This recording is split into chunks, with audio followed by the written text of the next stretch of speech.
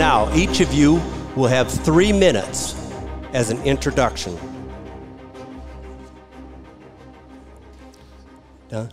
And Mr. Tony, you go first. Okay, thank you. I just want to tell everybody right now I'm a pretty proud country boy. Okay, that everybody come here to listen to me and Don talk, and we both should be very extreme and proud right now. But guys, I'm just a country boy that loves whitetails. And I started out a long time ago wanting to just do one thing, shoot big bucks and help people along the way. And it's hard to believe that 35 years ago I was talking to people like Gordon Whittington, Stan Potts, true legends. And I was explaining my deer beds and stuff to them guys. And they said, Tony, you will change the way deer are managed and hunted forever. And I have. And yet, I'm still just a country boy, and I love doing what I do. And I don't need 3 minutes because what I want to do is get right into the questions and show you guys how to set your properties up. So, thank you very much. Mr. Don. Thank you. I appreciate the opportunity this evening. And, you know, this is supposed to have the format of a presidential debate, so right out of the gate, I got to get something clear with Tony and ask Tony a question. Tony, would it be all right this evening if I play the part of Donald Trump and you take Joe Biden? I don't think so. I didn't think that would go over too well. But, no, like Tony said, I'm just a simple country boy as well. I shot my first buck back on November 16th, 1979. And I was 16 years old, and as a kid growing up, I was just crazy about the outdoors. And, you know, I hunted and fished and trapped for everything there was a season for. But on that November morning back in 1979, I shot my first whitetail. It was a 9-point buck. And when I walked up on that buck, my whole life changed. And within a few years, by the time I was in my early 20s, I'd given up all other outdoor pursuits just to focus on hunting whitetails. And, you know, God put a passionate fire in my heart that morning for whitetails, and with each passing season, that fire just burns hotter and hotter. Land management became a passion of mine about 30 years ago when my wife and I bought my grandparents' farm after they passed. And, you know, a lot of what I share is lessons I learned along the way, lessons I learned the hard way through failure. So I just appreciate everyone that took the time to come out tonight to see Tony and I. We're going to probably butt heads before this thing's over, but I have a ton of respect for this man. He is actually a pioneer that started this whole whitetail consulting craze, if you will. He paved the way for someone like me to chase my dreams, and I have more respect for him than you know. Okay, we will delve into our first segment. It is called Hunting Strategies. There's 5 questions in this segment. You will have 2 minutes to answer the question, and you will have an extra minute of remarks if you so wish. The first question is directed towards Tony. You have a video on the internet stating that during the pre-rut, hunting scrapes is the easiest way to pattern and kill a big buck. Explain why it is so important to enhance the number of scrapes by adding to the natural scrapes with mock scrapes, and what this does to a mature buck's movement. Basically, guys, the weirdest way to explain it is a good old male dog in a park. A male dog goes through the park, and the first dog that pees on a bush guarantees every other male to pee on it. Deer are simply going to licking branches. It's how they communicate. And this is how they travel.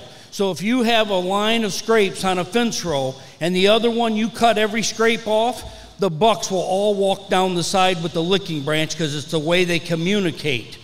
So the more you have that buck, all night long he is moving around working scrapes. Your best thing is to have your place a social hub. And the more scrapes you put on the property, the more all the bucks want to hang out on your property.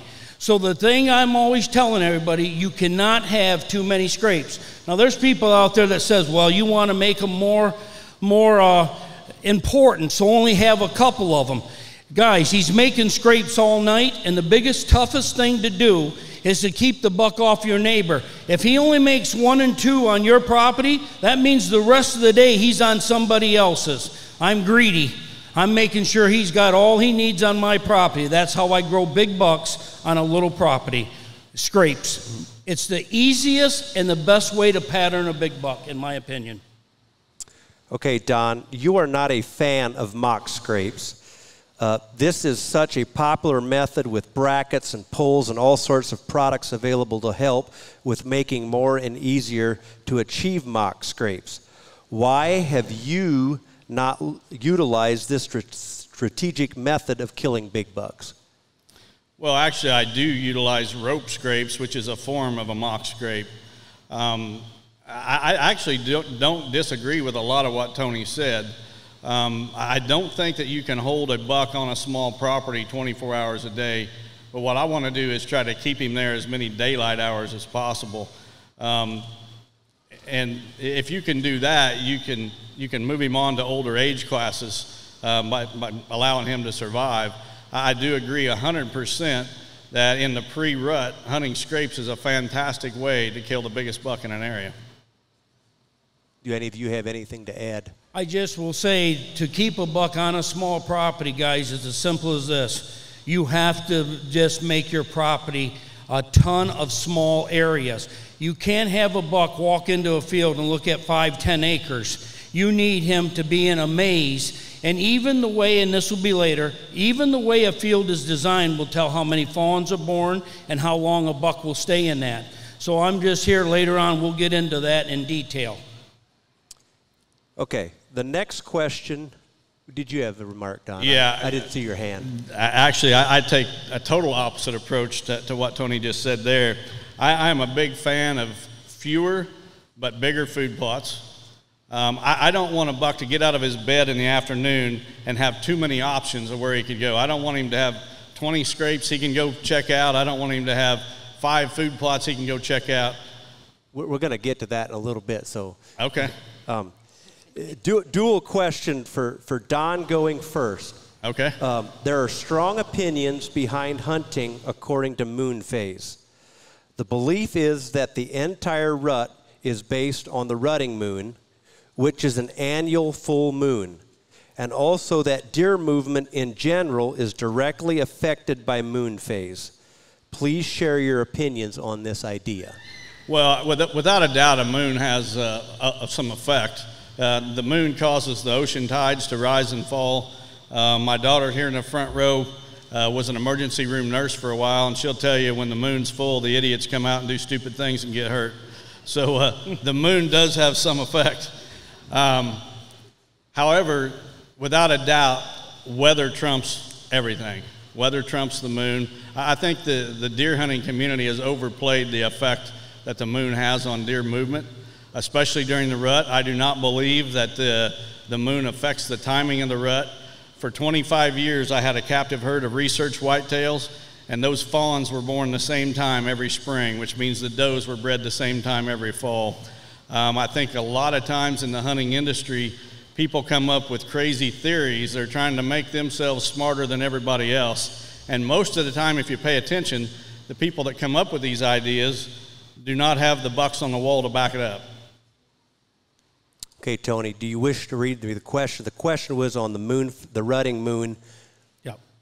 Basically, I kind of agree with Don. I don't put big faith in it. There is something to the moon phase. But here's what I don't want. If you have Saturday off and you worked all week long and you're using a moon chart and it says Saturday ain't good, you already lost the best day of your hunting, because in your mind you will not be half the man. I always tell everybody when I go hunting, I believe every day I'm going to shoot a big buck, and my glass is always full. And I, like he just said, weather fronts is my favorite thing. I see a cold snap coming in, I'm going to make my move. I never hunt an upswing in temperature. I wait for cold fronts, and usually I can have my buck done in 2 to 3 days a year. I'll have my buck harvest by watching cold fronts and basically getting the deer patterned to come past my stands with many of the things I do. Mock scrapes are one of them, but I don't put lure. Guys, I'm a guy that just gets everything ready for them, and I don't use it. So the consensus on both of you is that weather trumps the moon phase in both of your opinions. I would agree. Absolutely. Me too. Okay, we're moving to question 3. in the hunting strategies. Tony will be going first. Don has openly stated that he only hunts on the very edges of his property. I understand that you do not use this same strategy, yet you have advised in a video that the wind always dictates where you sit. On 52 acres, how is it possible to let the wind decide where you hunt and not only hunt the very perimeter of your property, never blowing scent into cover or food? I'm probably one of the most unique individuals you'll ever see set up a property. So guys, I dig ditches so my scent will blow into a ditch and stop the deer from being able to go in that area. I've dug ponds so when I'm hunting, my southwest wind blows over a pond. I use the river so my scent blows down the waterway. There's always a way to use land features to basically get the deer to go the way you want. And then the other thing is, I am one of the biggest fanatics. I eat alfalfa tablets, chlorophyll tablets, starting literally 30 days plus before season. And then I use carbon, and I do extreme stuff to make sure I do not have an odor, and I still play the wind, and I build my property so the stand. And what I'm different than anybody else that I know of, I pick stand locations first, and then I design the property around the stand. I don't care where the deer runs were before. I redesign everything to make the stand be in the perfect spot. You spend a lifetime of setting your property up like that, and all your stands are going to be right on the money every time you go to them. So you're saying you can set up a property to allow you to enter into it more with using ditches, rivers? Yes. And then the other thing is, I do not hunt part days. I go in 2 hours before daylight. It ain't for everybody. And I never leave the stand until dark. No matter if I harvest a deer, I do not climb out of that stand. I take all my deer out in the dark. And that's another reason I can get into stands, why the deer are still in their nighttime bedding area in the big fields. I slip in past them, get into position, and now I can hunt them all day, and they come back to their bedding area. They don't believe anyone could be there. I've already been there, and I'm waiting for them. Okay, Don, in July 2019, you had a seminar in northern Indiana. In this seminar, you made a remark somewhere along these lines. I hunt the very perimeter of my property, and I let the deer have the center, and every now and then a big buck makes the mistake of traveling too close to my stand site and gives me a shot. Some people say edge hunting is not a good strategy and that you need to get right in next to his bedding area. How can you have success by hunting only the extreme perimeter of your property? Well, I'm probably the most conservative deer hunter that you'll ever meet as far as putting pressure on a property. The deer that on my place don't even know they're being hunted. They almost think they're in a park-like setting, a state park, for example, where no hunting is allowed.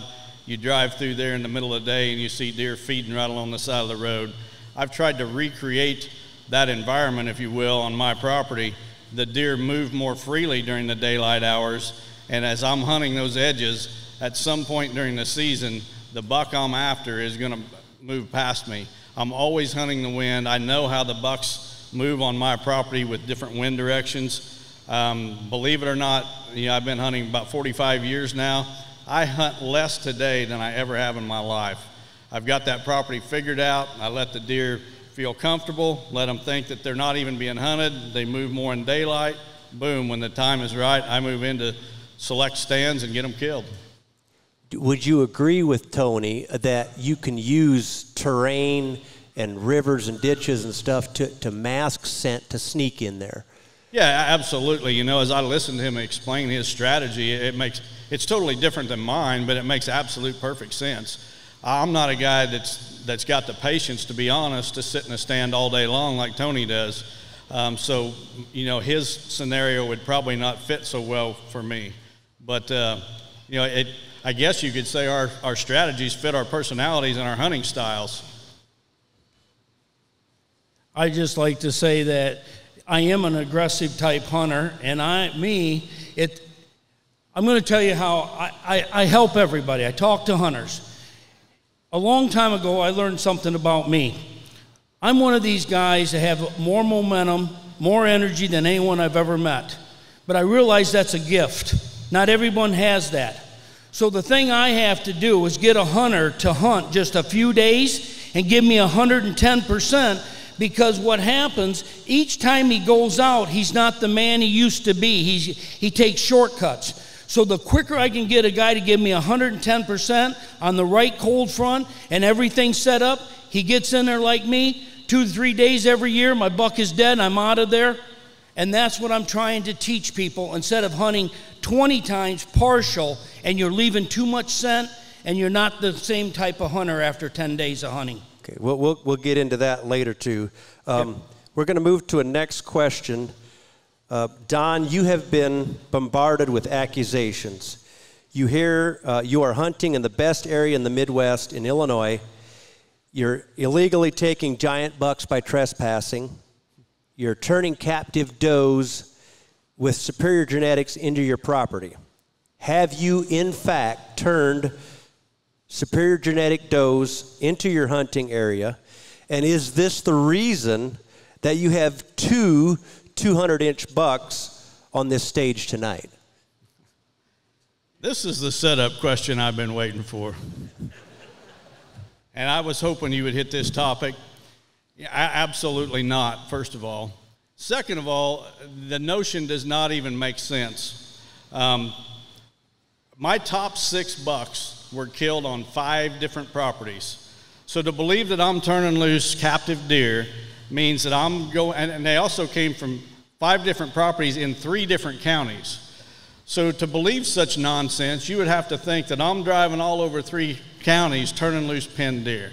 Makes absolutely no sense whatsoever.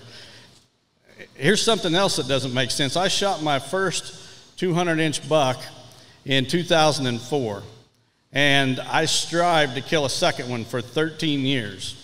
13 years, I put the time, the effort, the money into chasing the next 200, and I wanted to do it on video. If I was turning loose pinned deer, do you think it would take me 13 years to get that done? The people that start these rumors are people that are chasing guys like Tony and I. They are below us. You never get criticized by someone that's above you. I mean, Tony and I don't criticize each other. It's the little Chihuahua dog nipping at your heels. That's the person that's going to criticize you. And that's exactly what's going on here. I can trace that rumor back to 2 consultants that don't do 10% of the properties that either one of us do. And they can't, match our track record. So what do? They got to start a rumor like this guy's turning loose captive deer. One guy who is a consultant in Michigan, this might take longer than 2 minutes, by the way. One guy who's a consultant in Michigan quoted this to someone who told me directly. They heard it right from this other consultant. And the consultant says, well, he doesn't even have captive deer anymore. And this guy comes up with some crazy idea. Yeah, but he's got this buddy in Wisconsin that brings up a truckload of captive deer to turn loose every year. The guy's a wannabe. He's a wannabe, and he's never going to be, so he's got to try to bring me down. Total garbage. Okay. I'd like to comment on this. You will have a remark after your question. Okay. You will both get 1 minute of remarks. That's fine. So, Tony, you have been bombarded with accusations. The bucks you claim are being shot in Michigan really are being shot somewhere else and not on the property you showed to boot camp attendees. Do you really shoot these bucks on the properties you claim to shoot them on? Always, right, like I say. And I will agree with Don. And guys, we are a little different. We hunt differently. But I'm going to tell you something. I know deer, and if a man's a violator, it takes me 2 minutes to weed him out. Don's the real deal, and so am I. So I hate to disappoint anybody out there if you're looking for problems in that field. We are 2 of the real deals out here on killing big bucks. Now, Don's, hats off to him. Him and my legacies are already set. He is a master bow hunter killing 200-inch bucks. But I'm a guy that kills big mature deer too. They just don't score as good as his because of where I'm at. But a 7.5-year-old buck, whether he's 160 or 200, is a true trophy buck. And we're men of our environment, and we're both great at the land that we grew up in. And hats off to Don and me. I done stuff on that little 52 acres in Michigan that when people come, their head spins. And you know what? Sometimes you have to go against the grain, and that's how I've always been. I know he wants me to be like a Biden, but I'm a Trump all the way.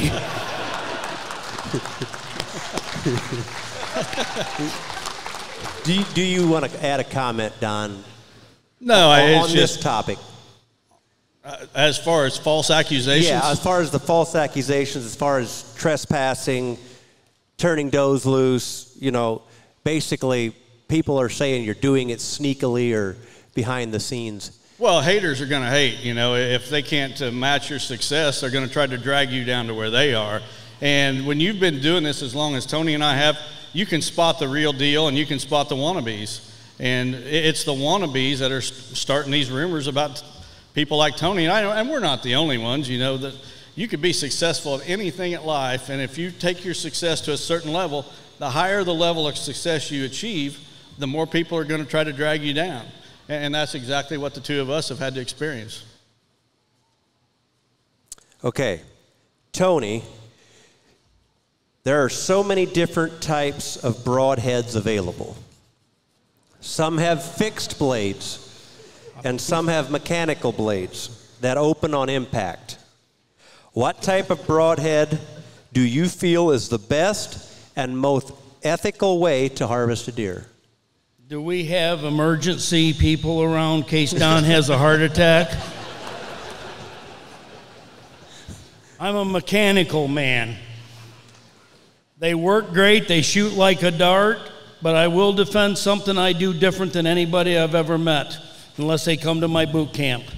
Guys, I use mechanical broadheads. I like a two-blade. They shoot like a dart, and I get perfect pass-throughs, and my deer usually go less than 30 yards. But I'm going to tell you something I do that I don't know anybody else that does. Once I get my stand, I'm this different.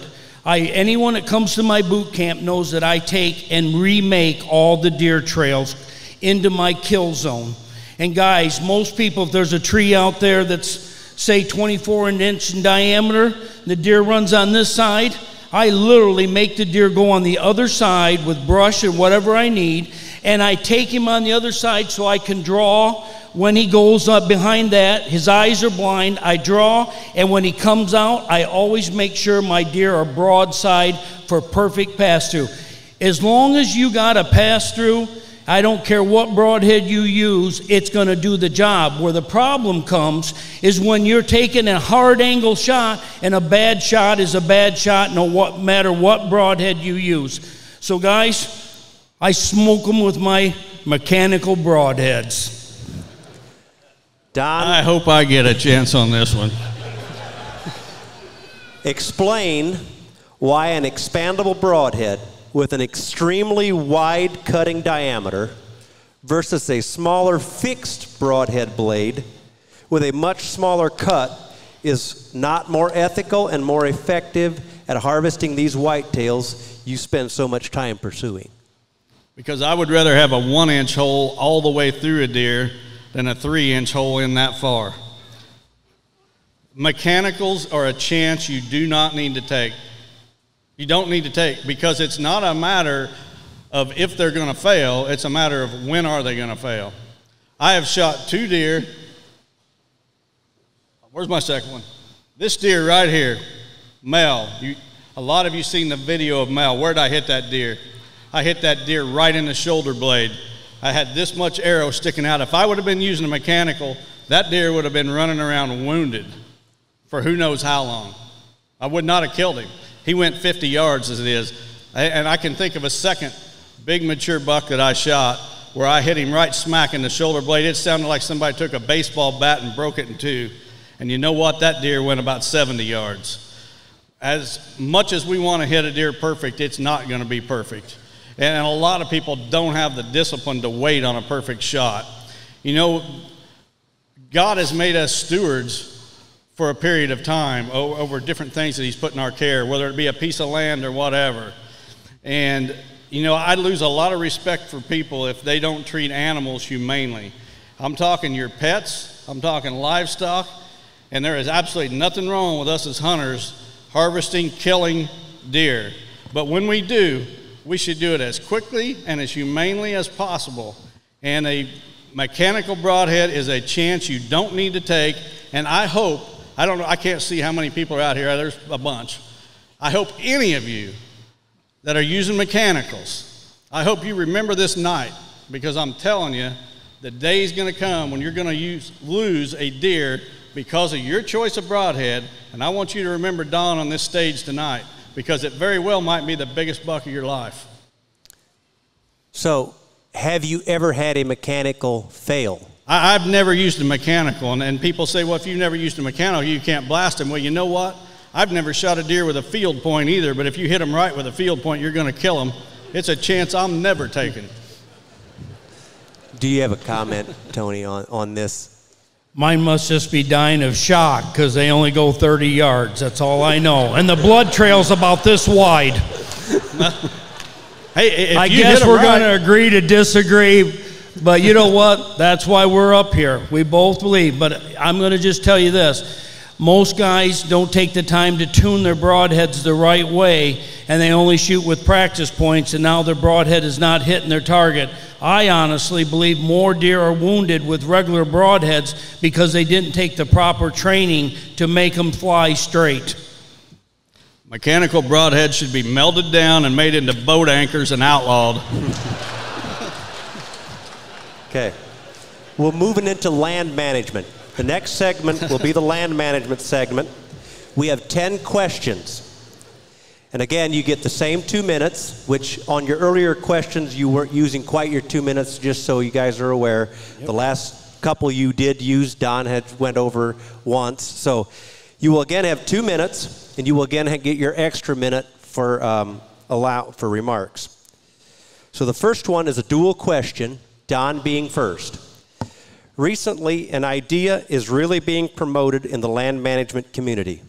The idea is that if you improve your habitat, and especially if you have too much summer food, your property can become a doe factory. At that point, the does will kick off all the bigger bucks. Both of you seem to be managing for more deer by creating ideal habitat and all the food the deer herd could ever want. Is this not creating a disaster for your clients? And do you believe this should be a concern for land managers wanting to attract deer to their property? Well, it's not a concern for anybody that hires me, because we're going to make a big buck factory instead of a doe factory. I don't believe the doe factory theory. I've never seen it. Never seen anything even closely resemble it. As a land manager, I want to be providing food to my deer herd 365 days a year. I don't ever want them to have to leave my farm to find food. Now, they're going to leave from time to time, but I don't want them to have to leave to find food. I don't even know how to respond to the whole doe factory thing, because it makes absolutely no sense to me, really. You want to do everything you can to provide everything a deer needs at 365 days a year, be it bedding, cover, food, whatever.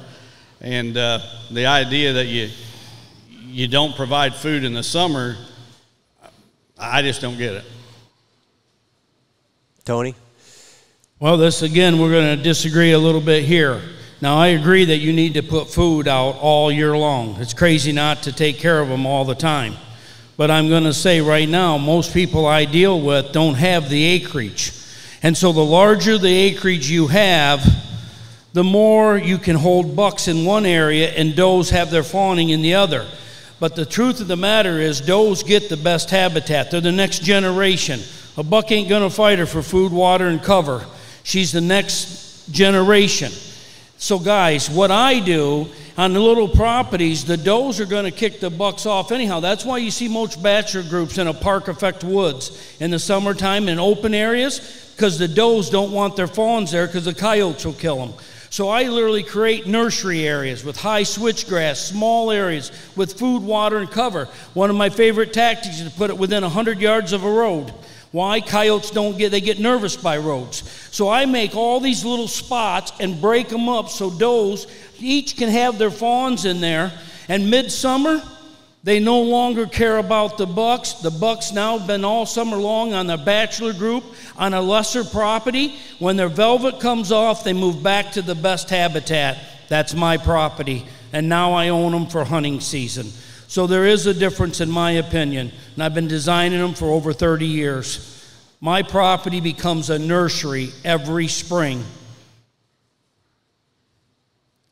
I might add that my experience is based on the type of terrain I live in. I live in a heavily agricultural area, and no matter what I do on my farm, Tony's absolutely right. The Mother Nature's way of ensuring survival of the species is when the does get ready to fawn, they get the best habitat to raise those fawns. And where I'm at, every year, no matter what I did on my farm, the bucks are not going to be there in the summer. They're going to go out and spend their summer in bachelor groups out in these large agricultural areas. So some of the difference here is probably a difference in the terrain around our properties. I think Tony probably lives in an area with a whole lot more woods and cover, where I'm in those open ag areas, and the deer just utilize the cover differently. Okay, we're moving to the next question. This is a dual question. Tony will be going first. If you had the opportunity to precisely choose the buck to doe ratio on your home farm, what would that ratio be? Well, I'm a strong believer that you don't want a 1-to-1 ratio or 2-to-1. Totally against what's been carved in stone to everybody. It's as simple as this, guys. The average buck is going to breed at least 6 does. You have a 1-to-1 ratio. When he's done breeding that doe, he don't care if he travels 5 miles to find the other 5. He spends 2 days with each doe. So if he's breeding 5 other doe on somebody else's property, you lost 10 days of rut activity on your farm. You will never see him again with the compounds, the guns that are made now. People are great hunters. So the biggest trick is to make sure that buck stays on your property as much as possible. Nothing is 100%, but you need to do all you can. So I do keep more does on my property, and when the rut's on and stuff, I hold a lot of deer, and that's why also all these bucks want to scrape on my property, because there's a lot of girls to communicate with. You mentioned 6. Is 6 that number, or? I like it to be in that 4 to 5. I try to keep it as close, but it's hard because each doe group, you're trying to make sure deer are scattered off. The other thing you don't ever want to do is put your deer in one sanctuary. One big sanctuary is your enemy. You want multiple so you can have multiple deer spread out and does. Tony owns 52 acres, 23 wooded, on a very busy intersection in Michigan, which is a state not necessarily known for producing giant bucks like Illinois. Yet Tony has created an absolute whitetail paradise that amazes hunters from across the United States when they attend his boot camp. He has 3 good-sized walls of his house dedicated to displaying his many successful harvests, with the vast majority of these coming off of his 52-acre property. He has seen as many as 22 bucks in one day out of one tree stand, and in a 2-year span has collected 90 sheds on 52 acres. Don, do you believe your property is capable of holding this amount of bucks and produce this many sheds in 2 years? I believe it's capable of that, but the problem is the state's deer management program is not allowing it to, just to be totally honest. So you would say that your property could, but due to restrictions on... We just don't have the deer population in my area. There's not... what was the figures you quoted? 52 bucks? Yeah, he had seen 22 bucks and found 90 sheds in 2 years. Well, there's probably not 90 sheds in my whole township in 2 years, to be honest. And there's guys here that have been to my farm through the class or whatever, and have seen how wide open the terrain is where I'm at. My property absolutely could if that number of deer was living in our area, but we just don't have that number of deer. And the other thing I'll throw out is that the reason Tony's able to accomplish that is he's got a degree of He's got a work ethic, and he's got a degree of passion that most deer managers are never going to have. And I think I can match him. He probably disagrees with me. But if my area had that many deer, I think I could hold them for sure. Tony, Don owns a 120-acre property that he does his land management work on. Many people have critiqued him, saying, oh, he's in Illinois, that's where everyone would like to hunt, and that he hunts a big property, has the best possible genetics. Yet in reality, Don started with a mostly square block of timber spanning a mere 40 acres in size. Later, he acquired 80 acres of bare land that adjoins his 40-acre parcel of timber. Don himself has said that when he first started managing, the average size of a mature buck was only 150 inches, and occasionally one would reach 170 inches. Tonight, he has 2 bucks on this stage that exceed 200 inches, and both were harvested with a compound bow on his 120-acre property. Do you believe you are capable of ever harvesting a 200-inch buck on your 52-acre property? I truly doubt it. I'm hopeful, but I doubt it ever. Guys, I don't know if I'll ever get a booner, to be honest with you. And here's why. Guys, we can't use minerals. We can't feed. We have so many things working against us. We have the longest firearm season, muzzleloader, doe hunting with guns. Our season is crazy. We're allowed 2 bucks. Everything that's wrong is in Michigan. I hate everything about our DNR. They do not care about quality. Okay? So, all I can do is do the best I can. But guys, I can't literally put a mineral out. Yet, at the same token, everybody still sells it. Guess what? I call and say my neighbor's using mineral, no big deal. Let Tony Lapratt, they say he's got minerals, and I'll be on the 6 o'clock news. So guys, I play every rule to the T, because why? I already know that everybody's gunning for me, and I ain't giving them the satisfaction. So guys, it does tie my hands, but I'm telling you this, antler size does not make the bucks intelligent. And I know Don's killed 200-inch, but he knows this too. It's the age of the buck that is the true trophy. Now that don't mean I don't want 200-inch bucks. Don't get me wrong. And Don, as he's seeking them out, that is power to him. But I'm the guy that's just going to stay at my little home and make it the best it can. And me, it's going to be around a 160, 7.5, 5.5-year-old buck right there. He's going to be in that 160, and maybe someday I may get better genetics in our area, but it's tough. So we are men of our environment again, but hats off to him to get his bucks up to 200-inch from 160. Guys, we both are doing amazing things to our property. The only difference I see between me and Don, he does it in a better area where there's older bucks and better genetics, and I do it in a tough area with a lot of hunters, and properties are smaller.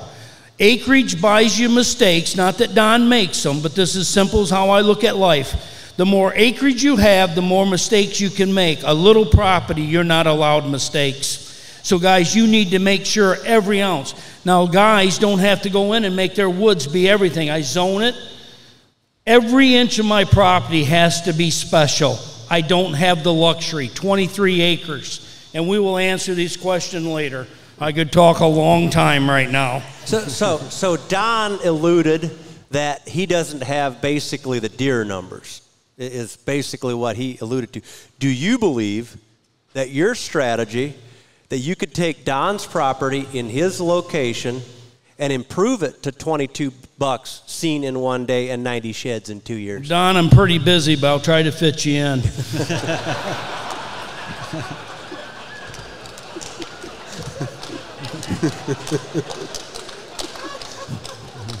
That was too easy.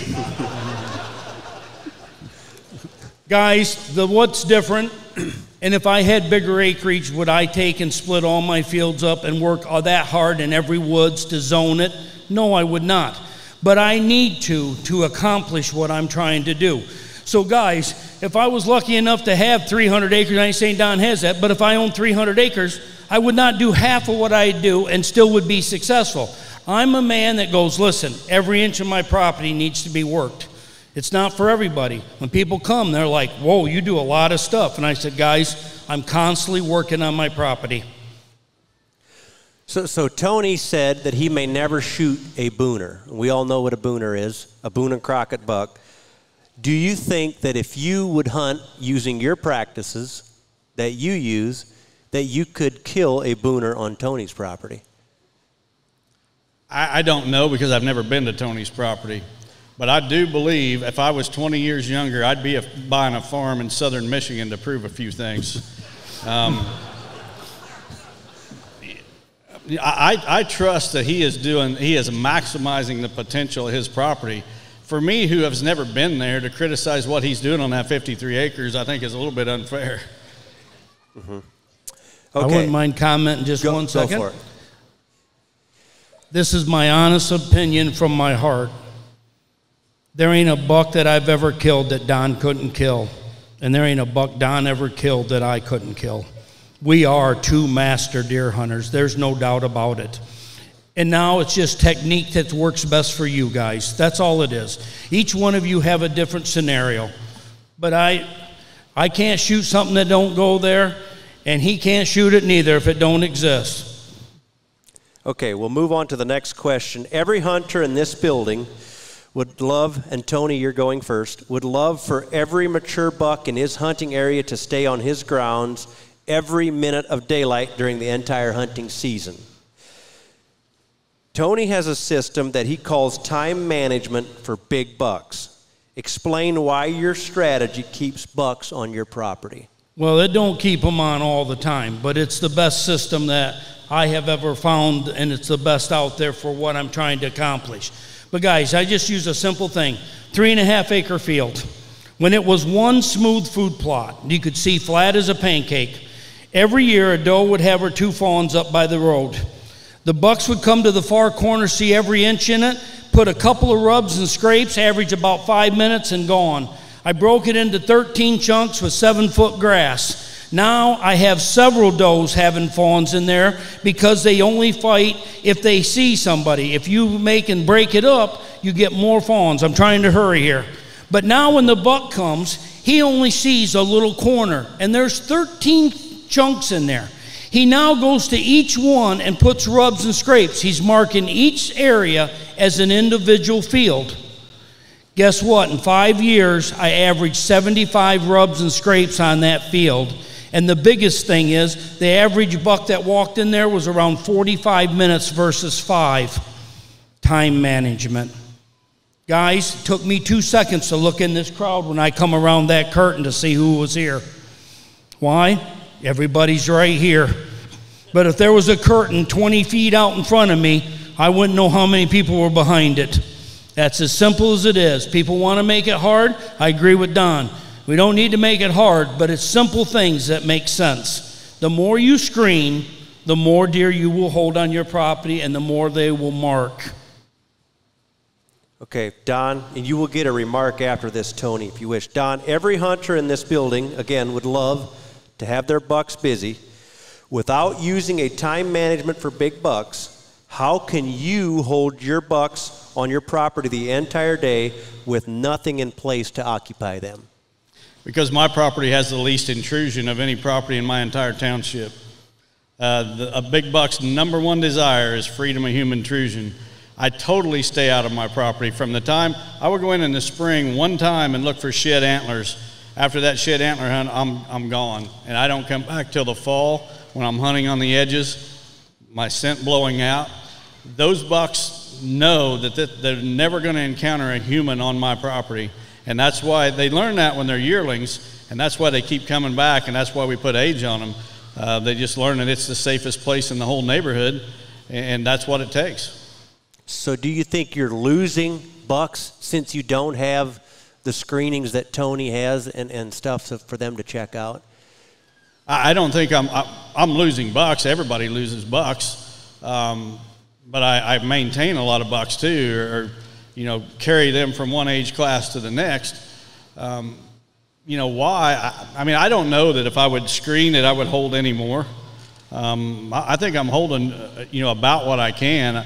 I'll have, you know, anywhere from $4 to $6 on my place every fall on one day that are 4 years old and older. Some of the guys that have hunted here on my place, if you watch the Mel video, that morning I filmed 6 different bucks. He was buck number 7 on that farm that morning, and there wasn't a dink in the bunch. It's the freedom of human intrusion that keeps them there.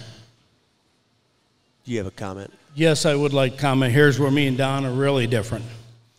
Guys, I don't got to tell you, I've done a ton of properties in this area for Amish, Mennonite, and other people that are here. What are you people? And I never talk politically correct, but you're family people. One of the biggest problems when I go to someone's property, there's a ton of hunters because there's a ton of kids. So what do I have to do? I have to make as many bucks on your property as possible. I have to make sure there's a lot of stands, and I have to realize that you guys use your land for everything. My wife every day at 5 o'clock goes and feeds the catfish in the summertime with 2 Rottweilers. Now, I can't look at my wife no more than most of you in here and say, well, we can't go back there because we might spook a buck. I have to adapt. And I take everybody to my boot camps when we're walking. I go any place you want to go is not off limits. If I walk into a bedding area, the 2 big bucks I killed this year, people went into them bedding areas. So all I'm here to tell you is I have to make the areas thick. I have a total different setup for that. And I'm going to tell you now, I wouldn't take people in there in the middle of the summer. They'd destroy my property. But I can go in there in the spring when they shed their racks, and I have many weeks that I can go in there and show all my tricks of the trade and still only hunt a few days that fall and kill my buck. Everything has a time and a place, and there's a time you just stay out. Do you have a comment, Don? Or? Just the only comment I would have is that I wonder if Tony took his approach and applied my freedom of human intrusion to that approach, how much better it might possibly be. Okay, we're moving on to the next question. We'll get to some of those questions later on. Tony's strategy of creating a deer haven is not having a large set-aside sanctuary, but instead creating beds throughout his cover with certain beds for the does and certain beds for the bucks to hold more deer on his property. Why have you not adapted this method to better accommodate for more deer in your sanctuary? And if you did, alluding to your earlier statement, you don't have the deer numbers, would this improve it? Would it improve the deer numbers? I don't think it would at all. I'm confident it would not. It's the state's management practices that keep our deer numbers low.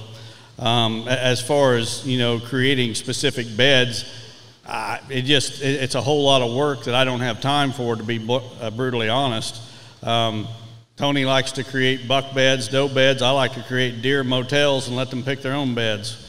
So, and that's my approach, really. I mean, is a large, thick sanctuary, totally free of human intrusion.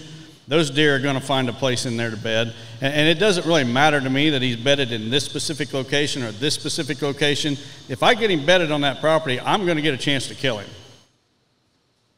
Okay, Tony. Don describes a sanctuary as doing a timber harvest, if necessary, and then cut every low-value tree and making a mess without crossing the lines of the deer not being able to get through. Per his description, making motels instead of beds.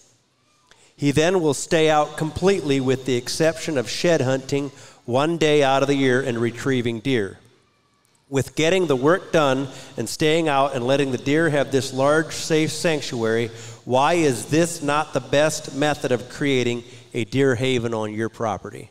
Because the average person can't afford that large property. Life has changed, guys. I don't got to tell anybody in here how much land goes for. Guys, you know how many 20-acre properties and 30 acres I do? We can't make it perfect, but we got to make it the best it can. With luxury, again, is the more acreage you have, the more you don't have to fine-tune it. The smaller the acreage, the more intense the land management. Guys, 23 acres is about the size of this building. Okay?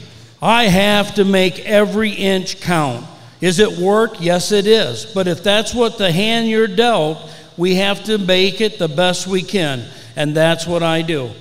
To me, that's a luxury if you have larger properties.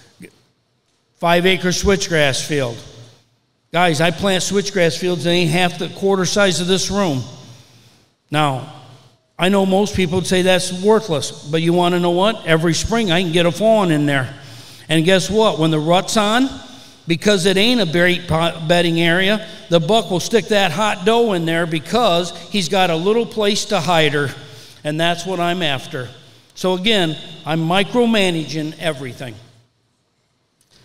The smaller the property, the more important freedom of human intrusion.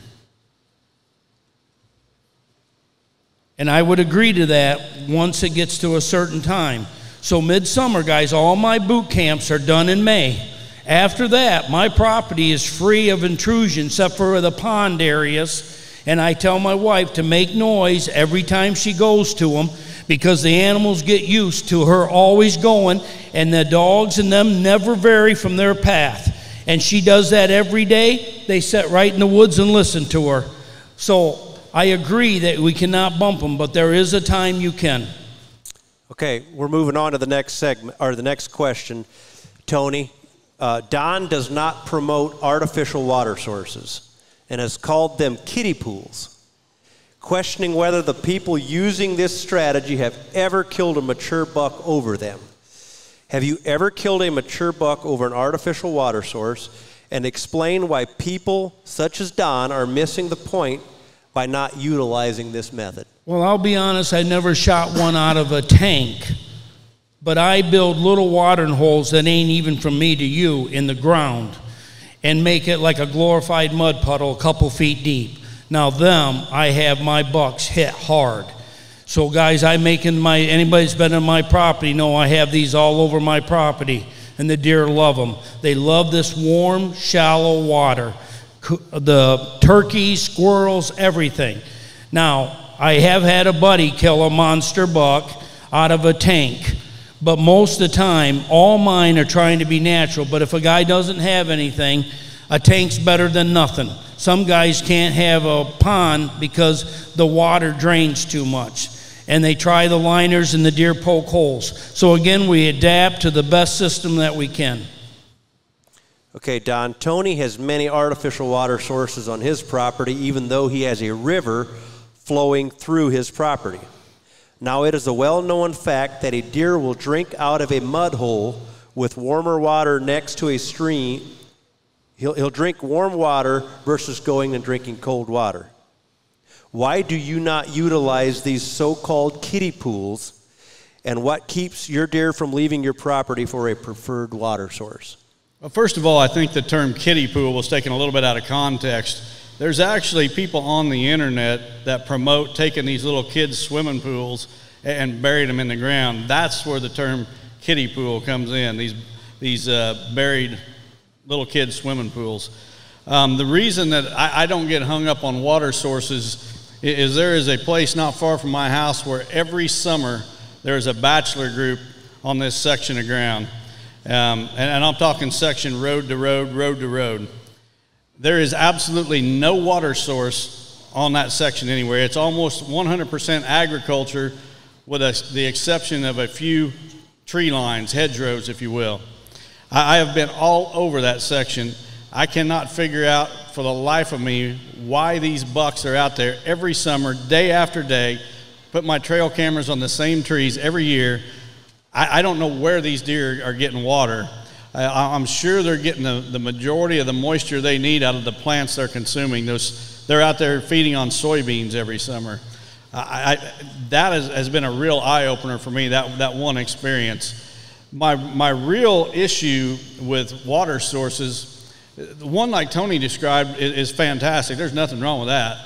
But these guys, they want to bury these kiddie pools in, and then that requires them to go onto the property with these water tanks to continually fill that kiddie pool, every week or two throughout the summer. And that is human intrusion.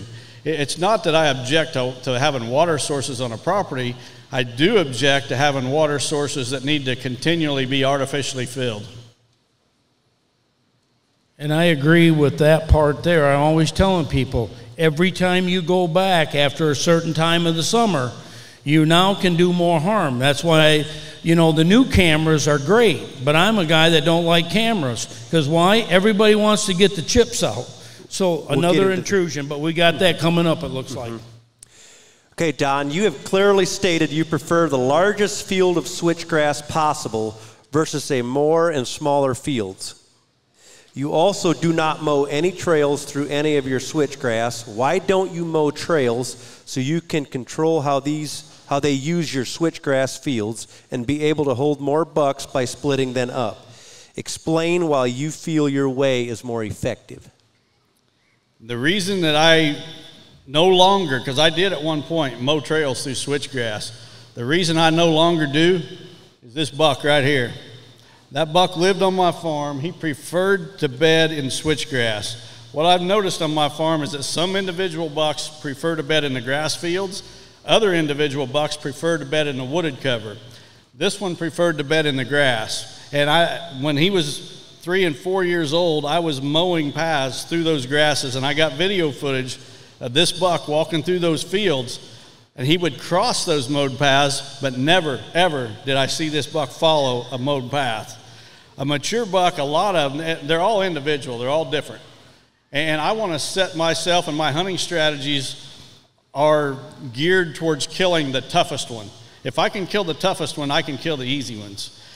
A lot of mature bucks want to feel that brush or grass or something right up against their side. They don't want to be just walking along and in a mowed path. They feel exposed. When they can feel that grass up against their side, they feel way more comfortable, and they will do that in daylight. Now, sure, there's going to be exceptions. Some bucks are going to walk right down the middle of a mowed path. Those bucks I'll kill, but I also want to kill the ones that won't. And a much better strategy that I've found, instead of these mowed paths, is go out into that switchgrass field and plant a row of miscanthus. And instead of a mowed path, you can take a strip of miscanthus from the edge of your field where your tree stand's located, and you can run it right out into the heart of that switchgrass field. And those deer will not only bed against that miscanthus, it's like structure, it's fish, it's like a Christmas tree in a pond for fish structure. Those deer, when they get up, they will walk along the edge of that taller miscanthus right out to where your stand is at. And I've found that to be much more effective on mature bucks. Again, a mowed path works great for some bucks, does, younger bucks, but you're going to get some tough mature bucks that are not going to follow that mowed path.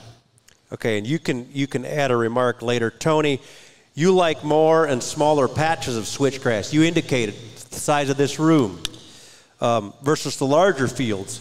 If deer like security, why do you take cover away from them by mowing trails and splitting them up in smaller sections, and explain why this is effective? First of all, I don't mow what you're thinking of, a bush hog. I make a 16-inch path that I spray, and I make a deer run through that woods, okay?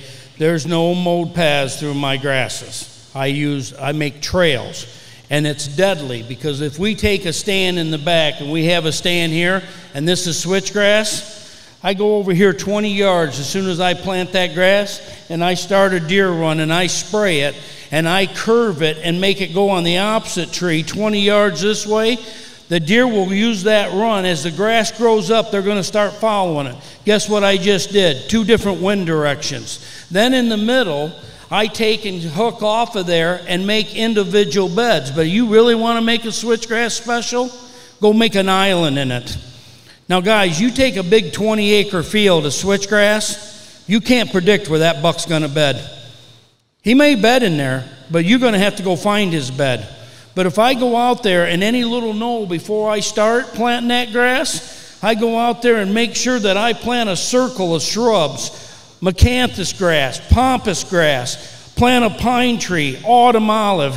When that grass grows up, bucks are habit of 2 edges meeting. When you walk out there, if there's a bush out there, the bed will be beside the bush and the grass. So now I can literally even get the deer to bed in the field where I want them, so my scent does not blow on them. And by pre-making the run, I determine what side of the tree they're going to come on and what wind direction to hunt them. Do you have a remark, Don? Yeah, you can dictate where a buck beds in a field of switchgrass with miscanthus. I've started planting miscanthus in the switchgrass in the shape of a giant X. And those deer like to bed in the corners, those pockets of that X. There's four different pockets. And I actually stumbled on that by accident. I had a miscanthus planting around the edge of a switchgrass field on my farm. That field came to a corner, so there was an L-shaped planting of miscanthus, and in that corner, every year there would be a buck bedded. So I just, naturally I started creating corners with miscanthus in my switchgrass fields. But to be honest, I don't care where the buck beds in that switchgrass field. What I care about is where he's entering and exiting, and I can use miscanthus to dictate that. And that's the difference of one hunter versus somebody that's trying to have 5 hunters. The more people you have, everything matters. Now, if I'm hunting my property, I'm here to teach people how to set a property up. Guys, I wouldn't have to do half the work to kill my big bucks. What my work is there to show people at a boot camp is to show them how to fix that property so they can put 4 or 5 hunters, and everything matters the more hunters. Me and Don, we can almost go any place and kill a big buck. We got the skill and the knowledge. What I'm there to do is show people that don't have that ability and now make their property be something special so their boys can hunt. And I'll even tell them, guys, you don't want to put them here until they're ready. But that's what we're trying to do, is make it more friendly to a larger hunters. We have a lot of young hunters coming up the pike. And guys, it was a different world when me and Don grew up than it is today. You let a kid not see nothing for 2 days, he's given up on deer hunting for the rest of his life. Okay, we're moving on to the next question in land management. Tony, your method of hinge cutting seems very labor intensive and very hard to maintain with all the follow-up care, annual maintenance. Is there a better way, or is it well worth the time and sweat equity to this method? It's the only reason I'm on this stage. I zoned my woods and hold more bucks than anyone else has ever put on a piece of property. And if we took my hinge cutting away, I wouldn't be here talking. Guys, that's how I separate my bucks, my does. It's how I put more deer per acre. If I just had a woods that was thick and I wasn't making individual beds, I could not hold the deer numbers I hold. Again, it is work, and I tell everybody, it's work. But if you only own 10 acres of woods, we need to make it the best it can be. If you got 500 acres, we won't do nothing. I'll just come and hunt with you, and we'll kill some big boys. Don, you have strongly shared your opinion of hinge cutting. You believe there is a much better way and that we should be better stewards of our, so to speak, timber. Can you explain this opinion? Yeah, I'd be glad to. If a tree is so invaluable to you that you're going to hinge cut it, why not just cut it down and let something of value grow in its place? My biggest objection to hinge cutting is there's too many guys out there doing it that don't know an oak from a maple, let alone a red oak from a white oak or a shingle oak or a pin oak. And I've been on many properties where some maniac with a chainsaw has went through and just hinge cut like a madman and destroyed a lot of good oak trees that could have been good timber one day. Now, if you're selective about how you're doing it, if you've already, you're leaving some nice oaks among your hinge cutting, yeah, I guess you could do that. And I don't want to say I'm totally against hinge cutting. When I go onto my property to thicken it up, if you will, for bedding cover, I will do some hinge cutting. But a lot of it depends on what's laying around. I would guess that probably 95% of the trees I cut are going to be cut off at the ground. And sometimes I will hinge cut them for a period of 2 or 3 years and then come back and cut them off. I want to keep ground cover there, but I also want to get sunlight in. When you hinge cut a tree, that top is still alive. That top is still shading the ground. The tree's root system is still alive. It's still competing with the trees around it. If a tree has so little value that I'm going to hinge cut it, I'd just as soon get rid of it and allow something better to grow in its place. I'd like to follow up. So here's how it is. 30% of most all the trees in the woods will never make a log, okay, because of quality of the tree, crookness, disease, etc. You take that 30% and hinge cut it, and I will agree with one thing. If there's the biggest mistake made is everybody just hears the word hinge cut and they make the tornado look. You come to my boot camp, every cut has a special height, diameter, everything matters, and I got trees that are 30 years old that have been hinge cut, and there are 3 hinge cuts on that same tree. I hinge cut the hinge cut. And then people go in my deer cave, I call it. There's everybody in here. There's a bunch of them. It's amazing. Guys, there's a right way to do it. The problem with the word hinge cut is every farm boy heard that word and said, oh, we cut 3/4 way through the tree and make it hit the ground. And guess what? They're doing it all wrong. Even they do it in the dead of winter, and all these people tell you to do it. When it's below freezing, the tree is frozen. It is not going to live. Guys, it has to be sap flowing for it to stay alive. You can't bend an icicle. So again, people take what I show and changed it. It ain't the same thing as my property. Okay. Don, on October 30th, 2020, you harvested an absolute giant that you named Mel. After you shot, you waited hours for your grandsons to show up and share this special moment with you. If these 2 grandsons had no desire in deer hunting, they had 0 desire in deer hunting, yet they would love to rabbit hunt, and they ask you to take them rabbit hunting on this property, would you allow or deny? Absolutely. You would allow or deny? I would allow them to deer hunt or to rabbit hunt. Yeah. Those grandsons mean more to me than any deer. Okay. So you're saying you value human intrusion, but you would make the exception if you had a grandson that had 0 desire, might never lift a gun to shoot a deer. If he wanted to come hunt with Grandpa, you would take him rabbit hunting. Absolutely. That day's coming. I know it's coming. Those 2 grandsons are in this front row right here. And, I mean, that's one of the biggest reasons that I'm looking to buy another property right now, so that those boys can do what they want. I'm hoping Don will adopt me as a boy and I'll deer hunt with him. Okay, Tony. 7 years ago, you posted a video on YouTube about the post-rut. In this video, you are explaining that in the post-rut, which you say in your home state of Michigan is practically the second day of gun season, a buck will be in his hardcore bedding area. And, quote, back here in the swamp, he's on some little island or some thicket or where a bunch of storms went through and blew a bunch of trees down, he's inside of there.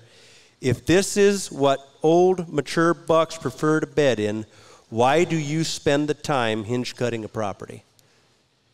Because what I'm trying to do is create a dry land swamp. If you look at a swamp in Michigan, there's 750,000 gun hunters. We're the 3rd largest army on November 15th. Think about it. Whole wars are fought with 300,000 people. All we need in Michigan are tags. Now, let's get back to the question. So the point is, they are, once the opening day of gun season, every buck, everybody knows they go to some place a hunter won't go. And they're finding the thickest cover they can find, and they're trying to huddle in a little area. I go in and hinge cut, and when you're in my hinge cuts, you can't see 20 yards in any direction. What did I just really create? The same look they get in a swamp, and they can't see anything, and anything that tries to come through, they're going to make so much noise, so they feel safe. That's what I do. So I create thick areas and make them dense, so when the shooting goes, it's simple as this. There's 3 types of properties. The one the deer are running away from, the one they're heading to, and there's one other one that I talk about. A lot of guys will have a big swamp, and it's packed full of deer, and they're hunting around the outside edge, but no deer will come out during daylight hours. That is hunter related. They are not doing good scent control. They're making noise getting in and out. So I go, guys, the deer come on my property, and all the neighbors and the deer come to my place to hide during gun season, and yet they think it's safe and they move. Because why? Thick cover and everything's hidden, and now they think they're safe. If I need to use late season, and I would like to correct one other thing, and I mean not correct, Dons are all with bow, and power to him. But I set out a long time ago to take care of people's property. Guys, I don't know why I was blessed to be what I am, but a long time ago I go, I want to make my living. And like Don even said, I'm the guy that started this and thing. My goal was not to basically defend anybody or make them feel uncomfortable. I have taken deer with my shotgun. I've killed a couple with muzzleloaders. I've shot most of them with bows, but I've shot some with the crossbow. Why? If someone in here says, Tony, I hunt with a pistol, next year I'll shoot one with a pistol. I want when you call me, I can go, oh yeah, I got a couple of those. Why? I want you to understand I'm not picky on what you use. As long as you're following the law and the regulations, I'm your buddy. Simple as that. Okay.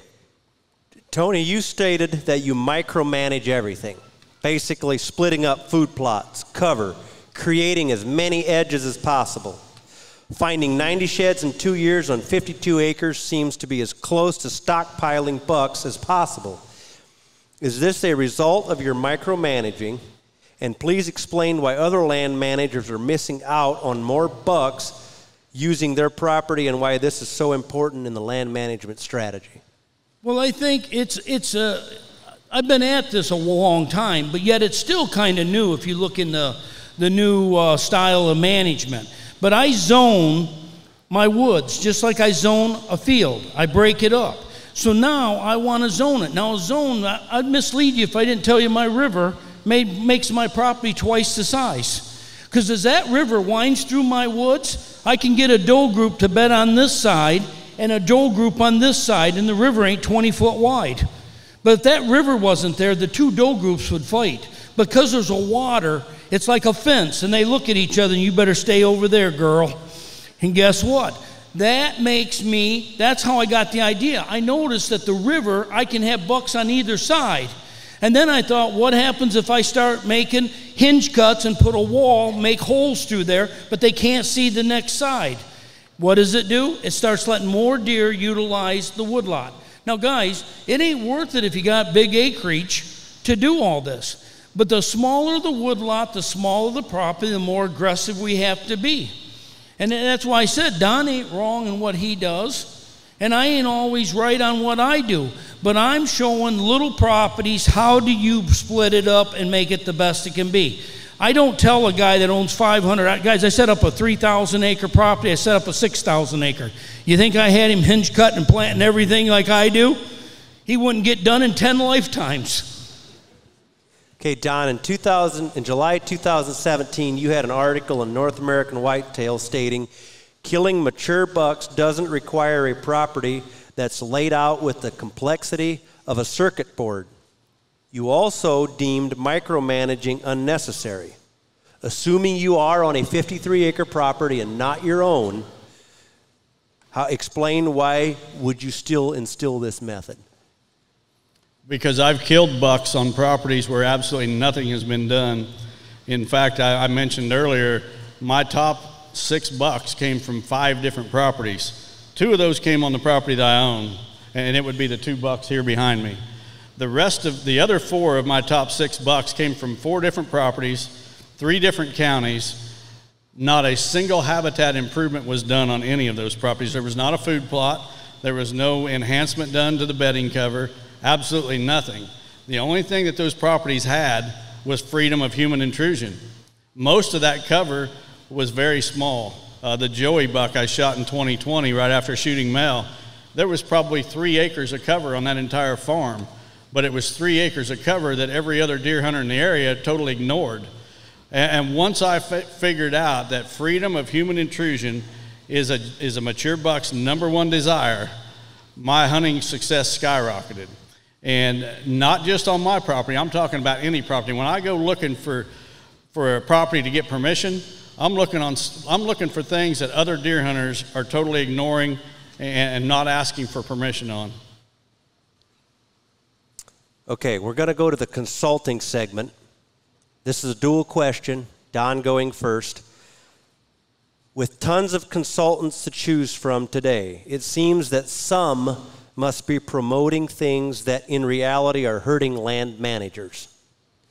In your opinion, what is the number one myth being promoted in land management today? Oh, wow. I'm not sure what the number one myth is, but I think that there's a lot of guys out there trying to be land managers who haven't learned how to be deer hunters yet. And if you look at their success, there's just nothing there. If you can't kill mature bucks, how are you going to teach someone else to do it?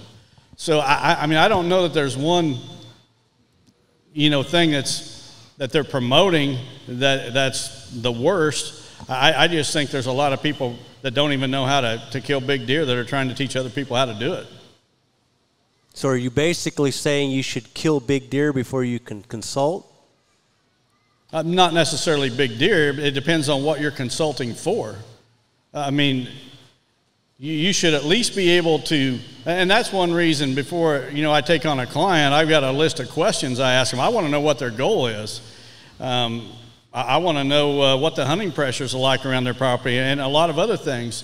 But, would you take your car to have the brakes worked on by someone who's never worked on car brakes before?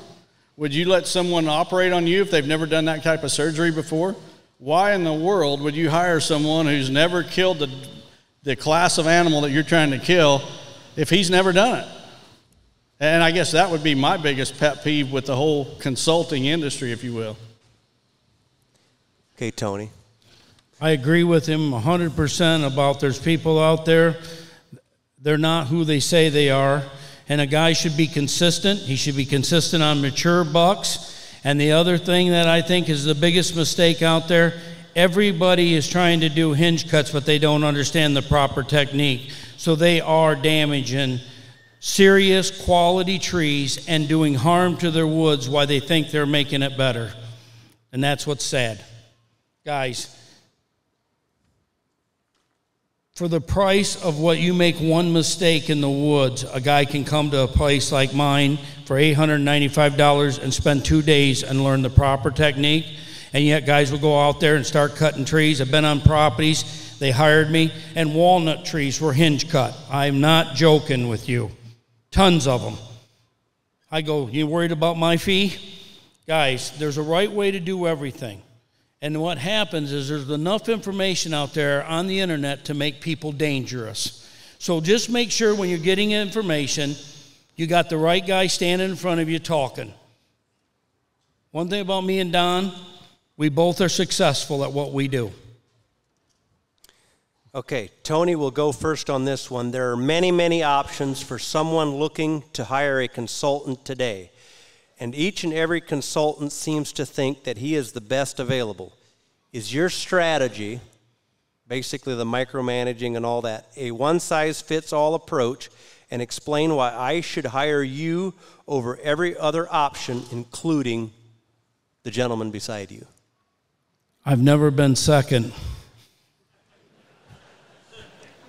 Until today. Guys, we got two alpha males up here, and it's ridiculous to ask, guys.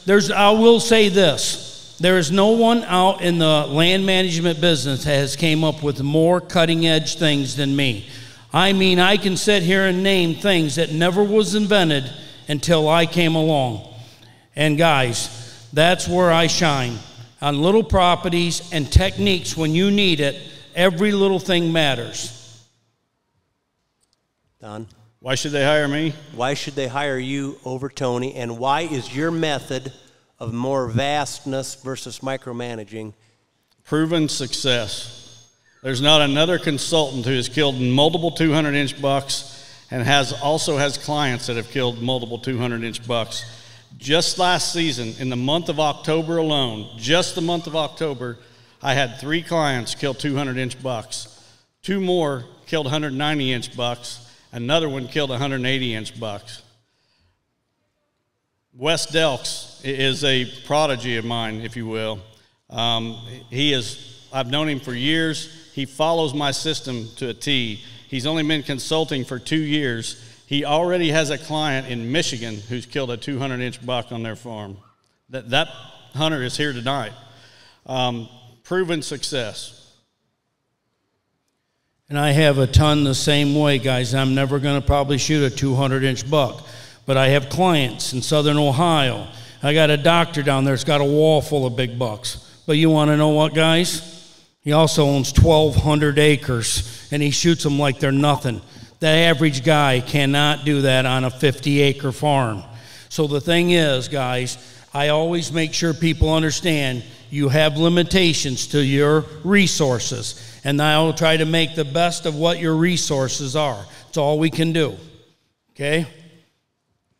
Okay, Don goes first on this one. A good number of consultants available today offer complete property plans with the customer sending an aerial photo of his or her property, and the consultant designs the property and sends it back.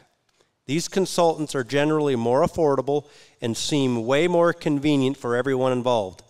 Why should I spend more money and extra time to hire a consultant that will need to walk my property? Well, most consultants that are marking aerial photos are concerned about one thing, their pocketbook. They're not concerned about your success. Every time that I go to a property to consult, I see an aerial ahead of time. And every time I look at that aerial and I get a plan in my head, I think, okay, I already know what I'm going to do to this farm. And then I go and I visit that farm, and at least 80% of the time, I change my mind after I put boots on the ground. There's just so many little subtle things that an aerial will never show. If someone has a service where they're marking aerial photos, topographical maps, whatever, they're ripping you off, period. And I hope Tony is not one of those guys. Them guys are scams. Guys, people come to my boot camp and we go out there in the woods and walk, and they all go, Tony, later, can you look at your maps? I said, yeah, but let me first show you stuff. So we go out and look at my property, and then later on I bring up this great big area photo of my property. And I go, guys, remember how we were going through all these tunnels and everything? Yeah. Look at this. These are 80-foot trees. These are about 8 foot tall. Tell me the difference in the two. You can't tell. Guys, people always said, Tony, when you come to your property, do you want me to mail you an aerial photo? And I said, have it available the day I'm there, because the only thing that matters is what I see when I walk it. I do not look at aerial maps before I go, because it's a waste of time. I wait until I'm there. I need the aerial map just to make the plan written on it. But you must walk the land to see what's there. Every tree, shrub, age structure, variety matters. So guys, don't waste your time. And today, and you're probably out here, I've had 2 guys today want me to look at their aerial maps and actually draw up a plan, wanted to know what I do. I said, come to my boot camp. I don't do that. The only reason that I have a potential consulting client send an aerial is I want to see how his property connects to the neighboring properties. I want to see where that hunting pressure might be right up against his property line. That's the main thing I'm looking for. It just comes natural that I get an idea in my head by looking at that aerial, but again, 80% of the time plus, it's just thrown out the window and we start over. That's why once I get there, I tell them I want to see it there. I look at it. I have a memory that's unbelievable. I look at something, it's in my head forever. I look at that map, and I start walking. Guys will be out there, we'll be walking, and the guy goes, and we stop, and I start marking, and the guy goes, and I go, we're right here. Guys, I spent my life in the woods. I don't get turned around. I know where I'm standing at any one moment on a property. That's why an aerial is nice to have once you're there, but it does not make a decision until we walk. And I believe Don's the same way as what he's saying. Okay, Tony going first. What is the success rate of your clients? And also, for every unsatisfied customer you have ever had, what is the number one thing hindering their success? Guys, I take great pride. There's so many guys in here that have had my services, and I'm respected, and it's almost overwhelming how much respect I'm shown. I'm an old farm boy. I was a D student in school, and the people come up, and they're always happy with me. Why? Now, they ain't that they don't need to talk to once in a while, and we got to make a little change here or there, but my people, that's how my business is built. Word of mouth is what I got. And there's so many clients out here, and guys, they all come up and shake my hand and always come up and say, Tony, thank you. And I look at their pictures, and I take great pride. And I'm sure Don has the same thing, because we are at the top of our fields. What is the thing that hinders my client's success? Yes. Without a doubt, they don't follow the plan. There's just a lot of people that don't have the passion for deer hunting that Tony and I share. To them, it's a weekend thing. They think about it during the fall. We think about it 365 days a year. Without a doubt, when a client contacts me after a successful hunt, it's a client that has followed the plan almost to the letter. And there's people that also, clients that try to make it way more complicated than it really is. They look at the plan, they think, well, it can't be that simple. Well, on some properties, it is pretty simple. But I think it's the mindset of the client. They need to, if they're going to hire somebody, whether it be me, Tony, or whoever, they need to be committed to at least giving that plan a shot. And when I say a shot, they need to give it a minimum of 3 years. 5 would be better. Let's see if this guy's plan, I mean, we just paid him thousands of dollars. Let's see if he knows what he's talking about. Let's just not scrap the thing or try to put our twist on it.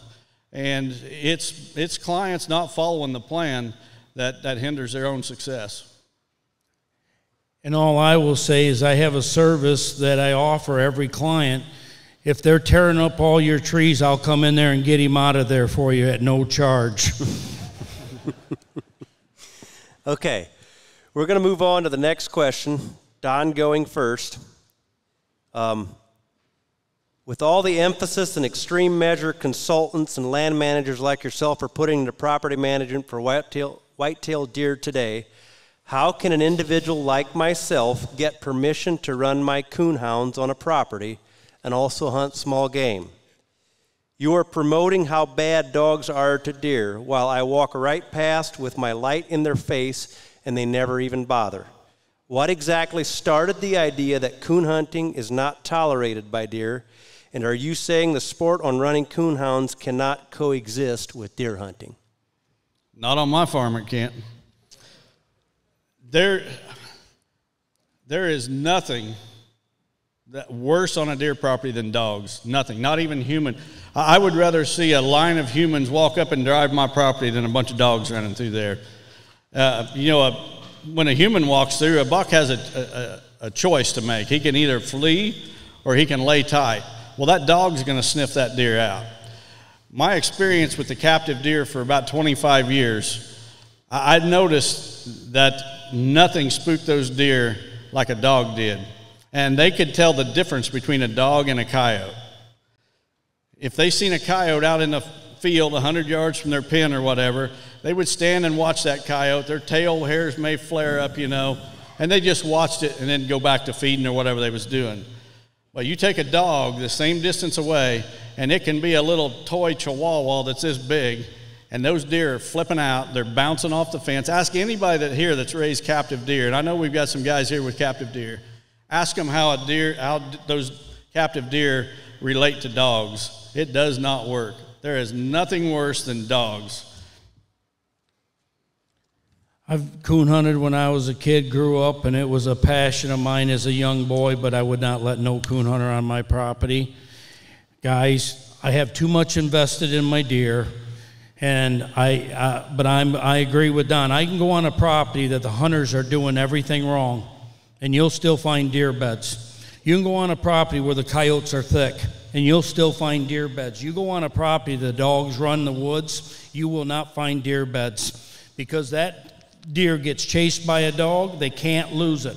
A hunter doesn't chase down a deer, and a coyote will not chase a deer very far once it realizes it's healthy. That little dog will just chase it for fun. And once they get chased by it, they will not bet on that piece of ground.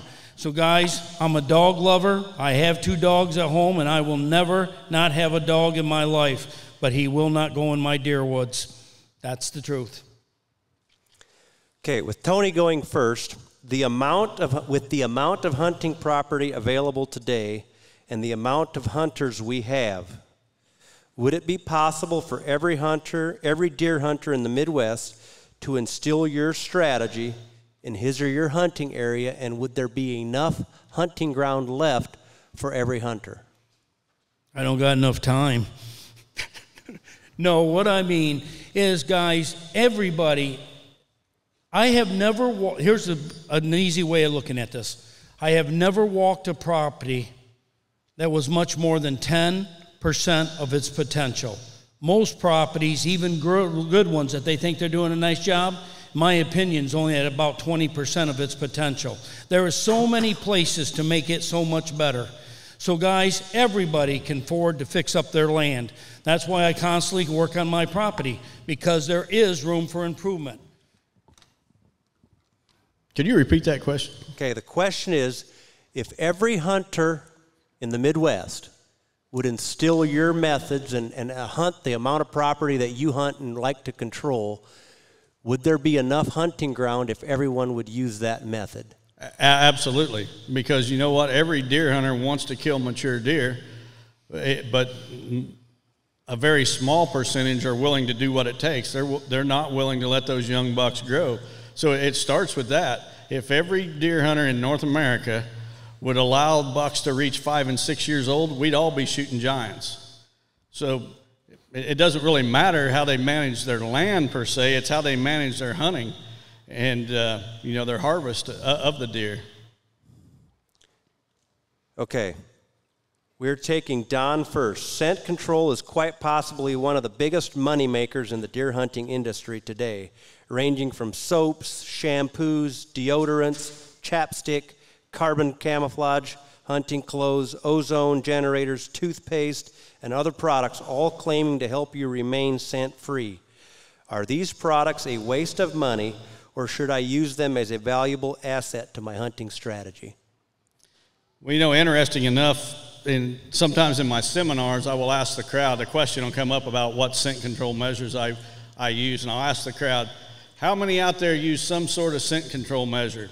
And every hand in the crowd goes up. Do you use a soap? Do you use a scent control clothing, sprays, whatever? If you use any of those things or one of those things, raise your hand. Every hand goes up. And then I say, how many of you have been winded by deer? Well, guess what? Every hand's still in the air. Tells me they don't work.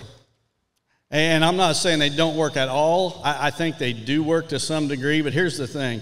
Even if you could be 100% scent-free, let's just assume they do work, and you could be 100% scent-free, where the hunters miss is the wind conditions have to be such that a mature buck is comfortable getting out of his bed and moving past your stand.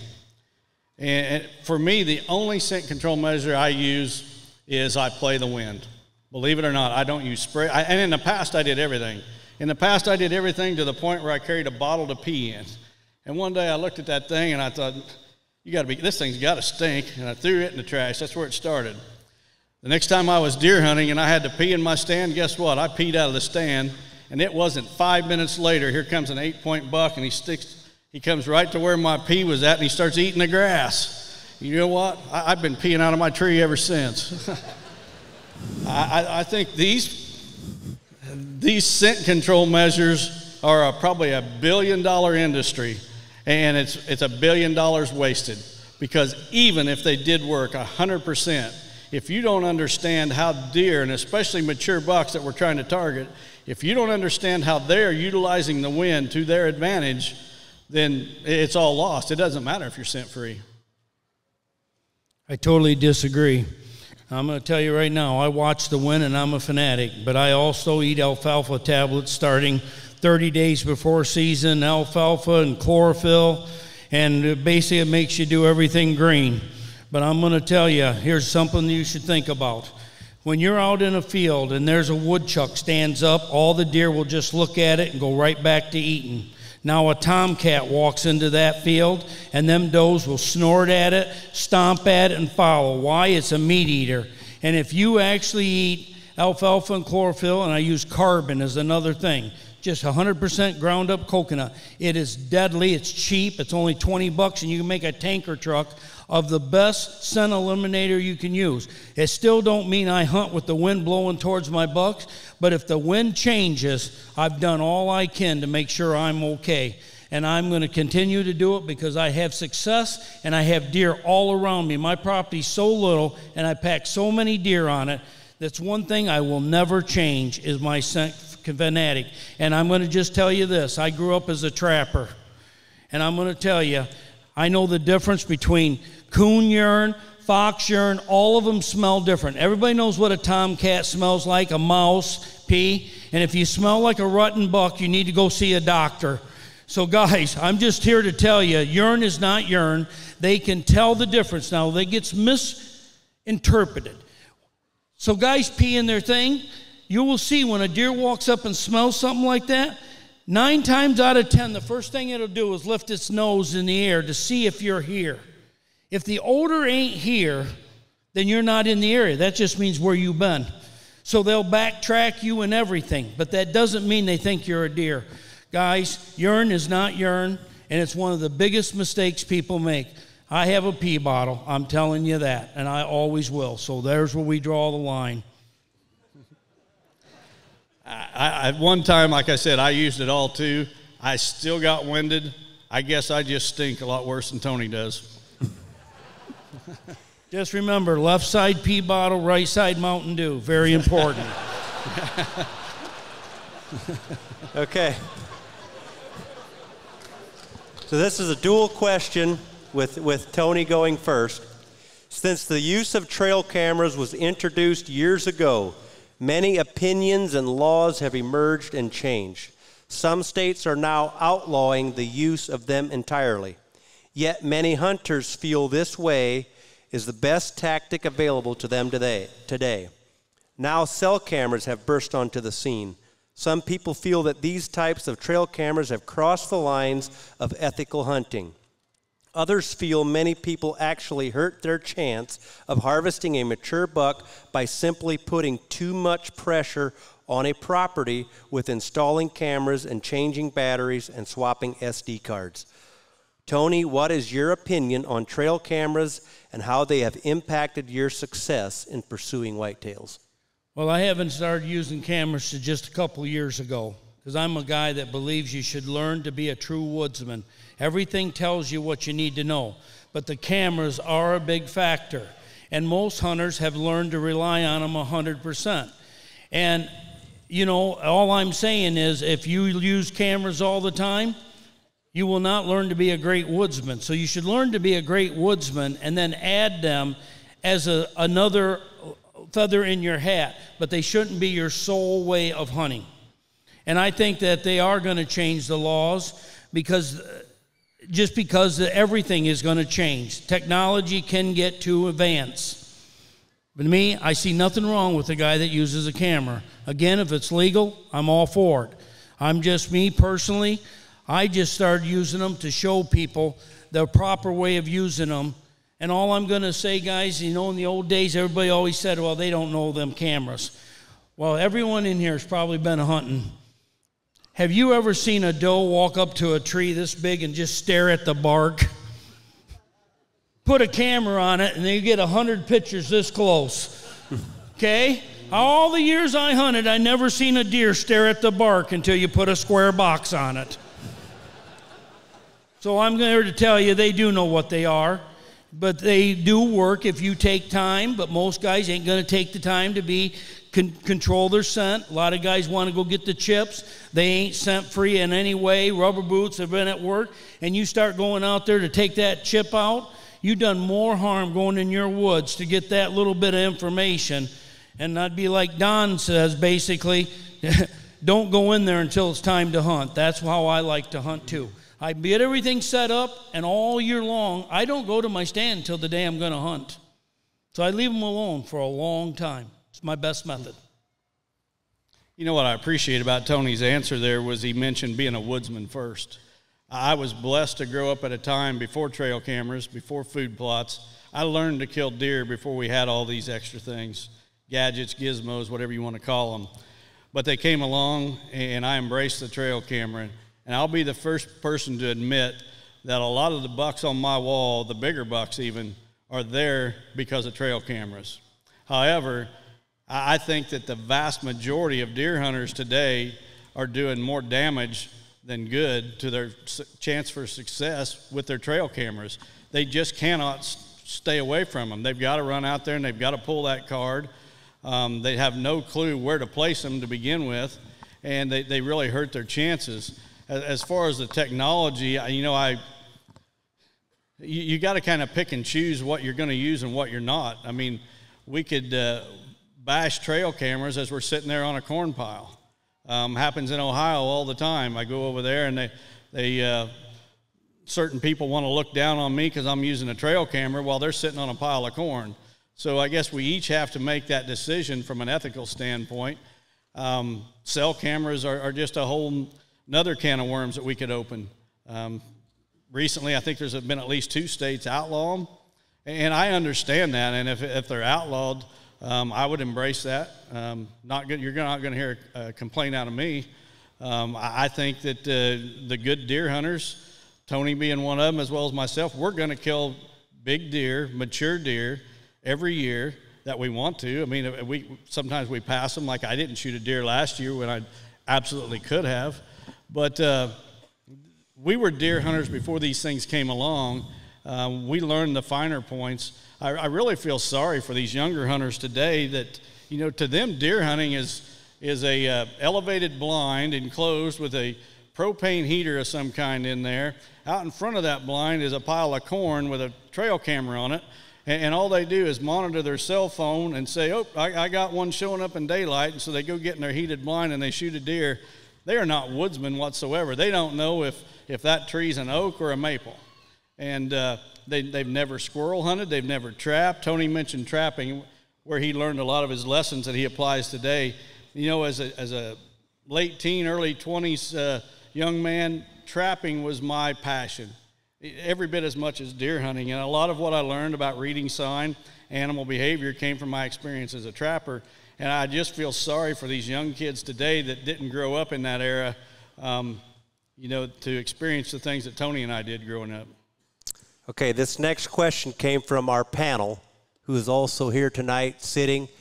They asked a question to Don Higgins. Oh, this ought to be good.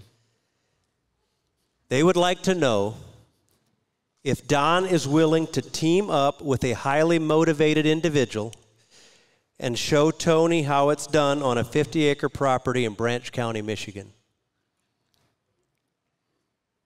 If I would like to team up with a highly motivated individual and show Tony. Tony is the highly motivated individual? Tony is not the highly motivated individual.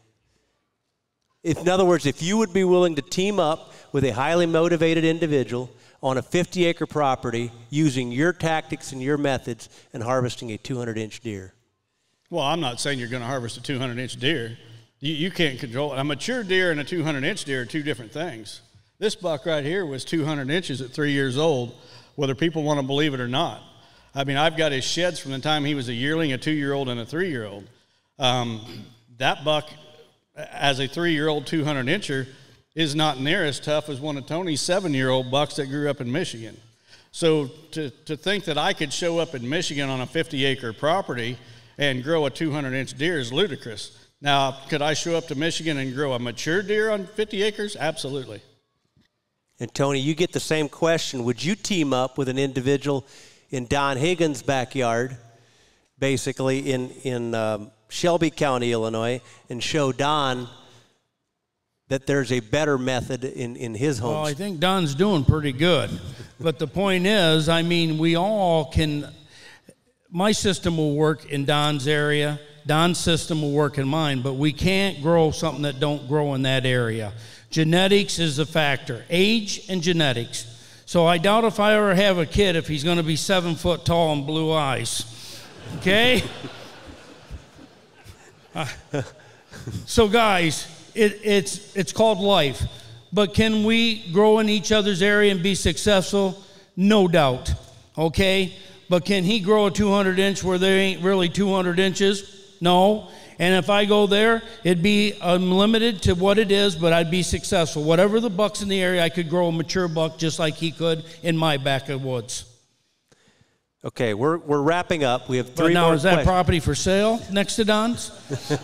No, that's another story. We'll talk later. It's very expensive.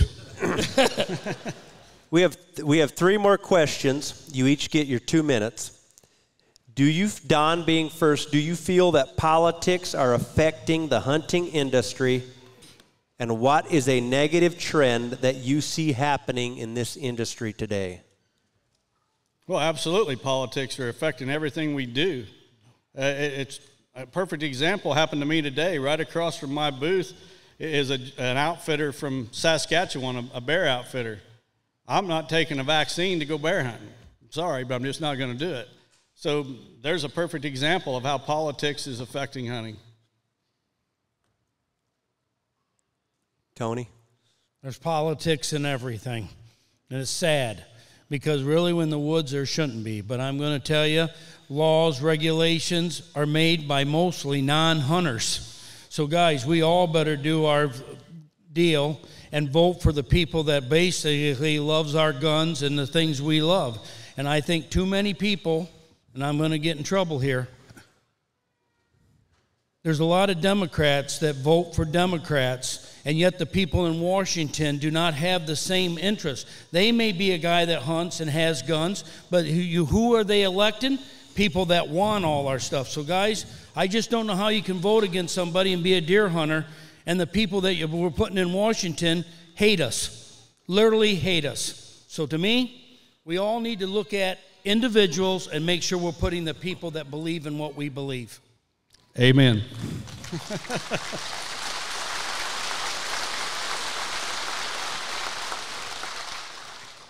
Okay, Tony going first. What are the positive trends that you see in the industry today?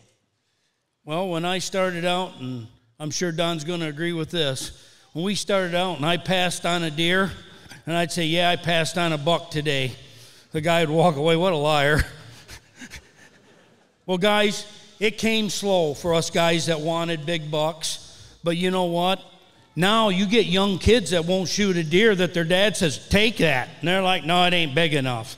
Guess what? The world is changing, and people are getting to be better and more selective, and that's positive. And then the other thing is, all we got to do is look in this room.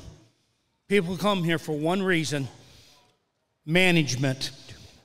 They didn't come here for nothing but to figure out how to make their little piece of the pie better. And that before, if we did this 25 years ago, there wouldn't be nobody in here but me and Don standing up here. So it has changed tremendous. Slow, but it's changing, and I'm proud of it.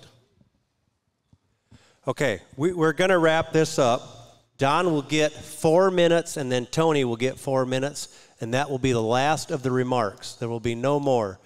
So, Don going first, you have 4 minutes to sum up and conclude this debate tonight.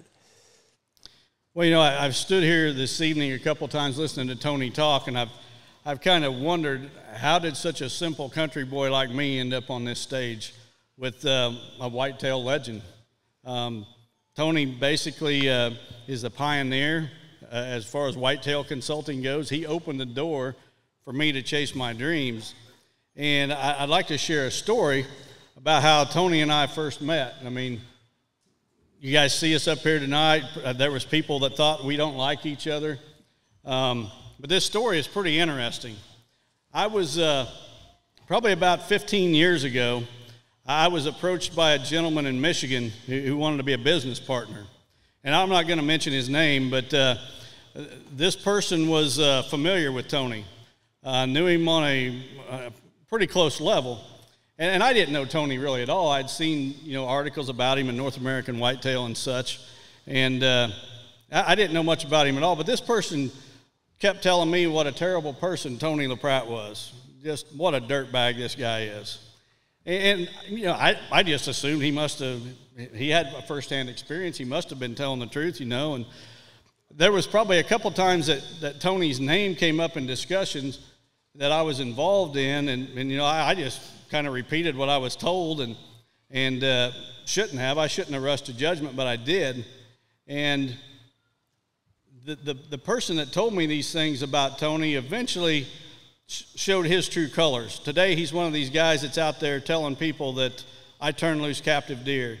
He's telling people that I've got a friend in Michigan or Wisconsin that brings captive deer down to turn loose. Well, so we had a falling out. Basically, it was about integrity and character. I just couldn't yoke myself to someone like that in business or even personally. So we separated and went our different ways. And then I was at a show I was asked to speak at right out here when the MEC was out here on the state line, right by Sturgis, I believe it was. I was asked to speak at a show there one year. It was the Shipshewana show. And I'm in my booth, and up walks Tony Lapratt. And he's got this other gentleman with him. And Tony introduces this person to me and said, Don, this is so-and-so. He came by my booth, and he had a question about trees. And I told him that you know a lot more about trees than I do because I had a tree business at that time. And Tony introduced us and walked off. And that really hit me pretty hard because, you know, here's a guy that I'd been bashing. And if the roles had been reversed, I probably wouldn't have been near as nice to him as he was to me. But Tony revealed his heart to me when he did that. And as I've got to know him in the number of years since then, I found we're going to disagree a lot on deer things. And I mean, some things we're going to disagree a whole lot.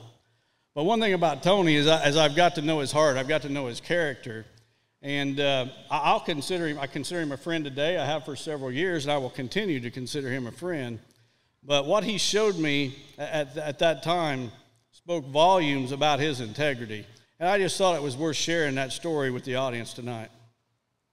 And he apologized, and I accept it. And Don is a great man.